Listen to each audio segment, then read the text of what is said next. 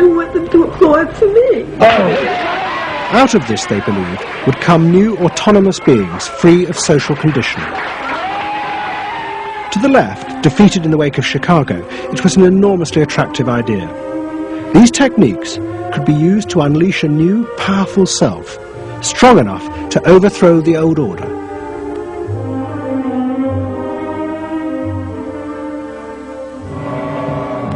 In the late 60s and early 70s, thousands flocked to Esalen. Only a few years before, it had been an obscure fringe institute. Now it became the centre of a national movement for personal transformation, the human potential movement.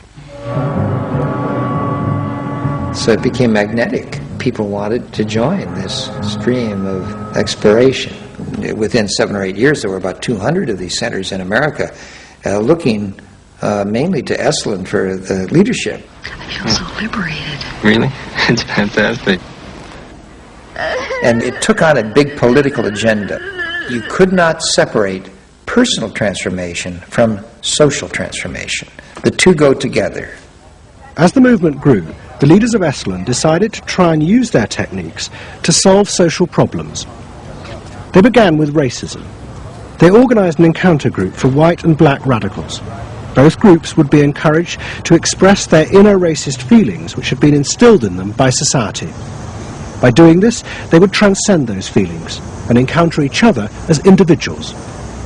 I started a series of encounters called Racial Confrontation as Transcendental Experience.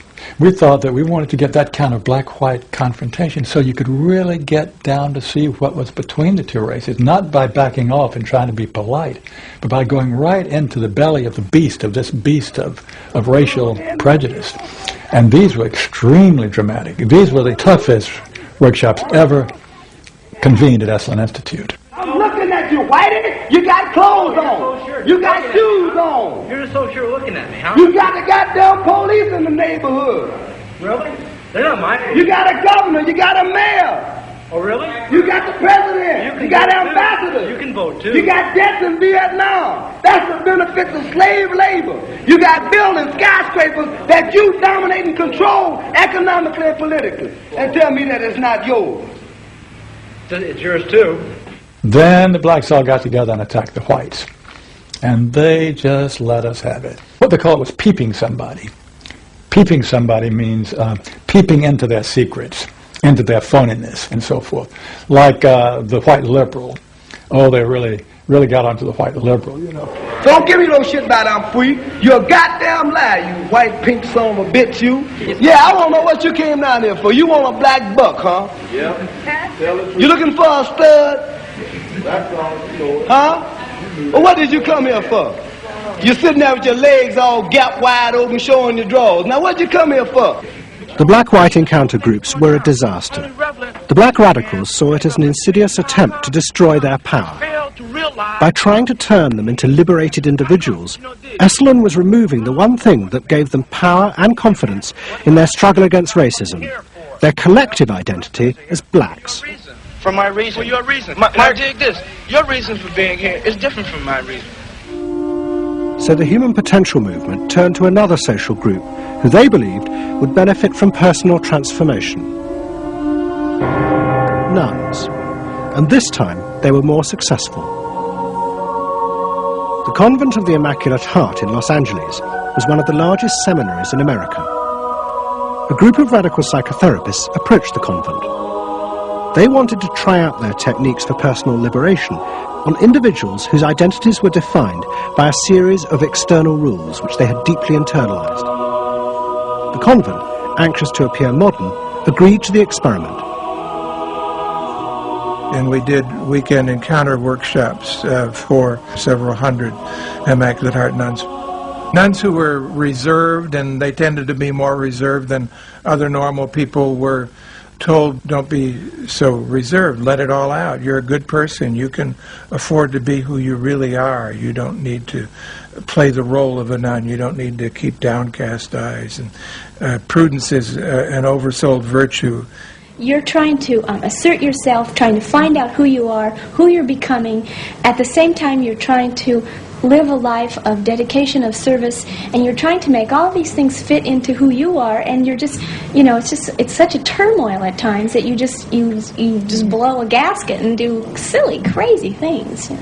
Running around the orchard and stealing oranges and taking Cokes out of the refrigerator and crazy things. I felt like I was being a hypocrite, and I wanted people to respect me for what I was, not for what I was wearing. And so I'm glad for the change. You feel frightened, but you'll go on. Oh, yeah, I'm scared to death, but it's worth it. The experiment began to transform the convent. The nuns voted to discard their habits in favour of ordinary clothes. But the psychotherapists found they had awoken other forces. Solid. One of the things we unleashed was sexual energy. The kind of thing that the church had been very good at restraining was no longer to be restrained. One sister who was a member of the community, she got the idea that she could be freer than she had been before, and she seduced one of her classmates and then seduced the mistress of novices, who was an older woman, very reserved, and her program of freeing this older woman was sexual. She drove her to the store, and when they drove back and drove into the garage, she leaned over and gave her a big kiss on the lips, and thereafter, sister, who had perhaps never been kissed before, was ready for more. The effect of the experiment on the convent was cataclysmic. Within a year, 300 nuns, more than half the convent, petitioned the Vatican to be released from their vows. And 6 months later, the convent closed its doors. All that was left was a small group of nuns, but they had become radical lesbian nuns. The rest gave up the religious life. They gave up being nuns? They did, yeah, they became persons. By the late 60s, the idea of self-exploration was spreading rapidly in America. Encounter groups became the centre of what was seen as a radical alternative culture based on the development of the self, free of a corrupt capitalist culture. We just want the freedom to be ourselves, and that's for love, for experience, positive way of life. We don't say that you're wrong. We just want to be free to be what we want to be, or what we find ourselves to be, as we continue to search ourselves. And it was beginning to have a serious effect on corporate America, because these new selves were not behaving as predictable consumers. The life insurance industry in particular was concerned that fewer and fewer college students were buying life insurance when they left university. They asked Daniel Yankelovich, America's leading market researcher, to investigate. He had studied psychoanalysis. The life insurance business, more than any other business at the time, was built on the Protestant ethic. You only bought life insurance if you were a person who sacrificed for the future. If you lived in the present, you had no need for life insurance. So they had some sense that maybe the sort of core values of the Protestant ethic were being challenged by some of these new values that were beginning to appear. And I was really astonished at what I found. The conventional interpretation, the dominant interpretation, was that it had to do with political radicalism. But, it was clear to us that that was a mask, a cover. The core of it had to do with self-expressiveness. That this preoccupation with the self and the inner self, that was what was so important to people. The ability to be self-expressive. Wow, what a feeling! 300 miles to go. What a out of sight. Yankelovich began to track the growth and behaviour of these new expressive selves.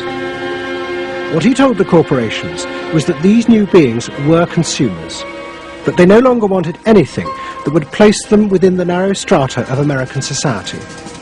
Instead, what they wanted were products that would express their individuality, their difference in a conformist world, the very things that US corporations did not make.